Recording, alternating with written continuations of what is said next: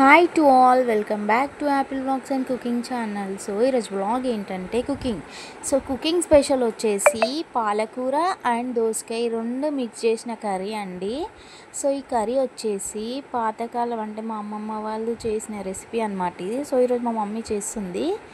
So ఎంత టేస్టీగా ఉంటుందంట. నేనైతే చూడడం ఫస్ట్ టైం. సో మీరు కూడా చూసేయండి నాతో పాటు.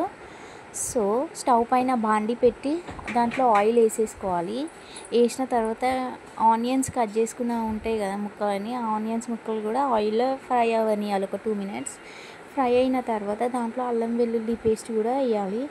సో అల్లం వెల్లుల్లి పేస్ట్ కూడా మంచిగా ఫ్రై అయిన తర్వాత దాంట్లో పసుపు వేసుకోవాలి. సో పసుపు వేసుకొని మంచిగా మిక్స్ చేసుకోవాలి. ఇక్కడ మిక్స్ చేసినట్టు మంచిగా పసుపులో అనమాట ఆనియన్స్ కూడా ఫ్రై అవ్వాలి. సో దాంట్లో మనం దోసకాయ ముక్కలని కట్ చేసి పెట్టుకున్న దోసకాయ ముక్కలను కూడా మనం అందులో వేసి మిక్స్ చేసుకోవాలి. సో చూడండి, ఇక్కడ మిక్స్ చేసుకున్న తర్వాత దాంట్లో సాల్ట్ వేయాలి కొంచెం మాకు సరిపడా. సో సాల్ట్ వేసిన తర్వాత కూడా మనం మంచిగా మిక్స్ చేసుకొని దాని మీద లిడ్ వేసేయాలండి. లిడ్ పెట్టుకోవాలి.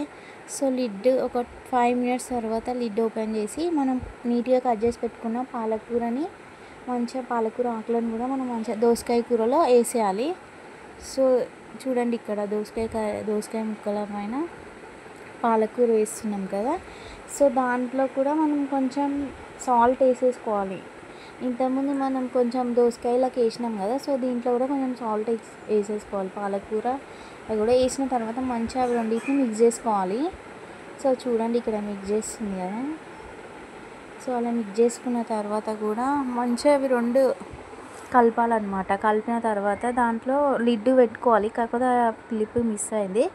సో లిడ్ ఒక 5 minutes పెట్టుకున్న తర్వాత తీసి కారం వేసేసుకోవాలి. కారం వేసిన తర్వాత కూడా ఇలా మిక్స్ చేసుకోవాలి. మిక్స్ చేసుకున్నాక ఒక 10 minutes వరకు లిడ్ పెట్టాలి. పెట్టిన తర్వాత చూడండి, లిడ్ ఓపెన్ చేసి చూస్తే కర్రీ రెడీ అండి.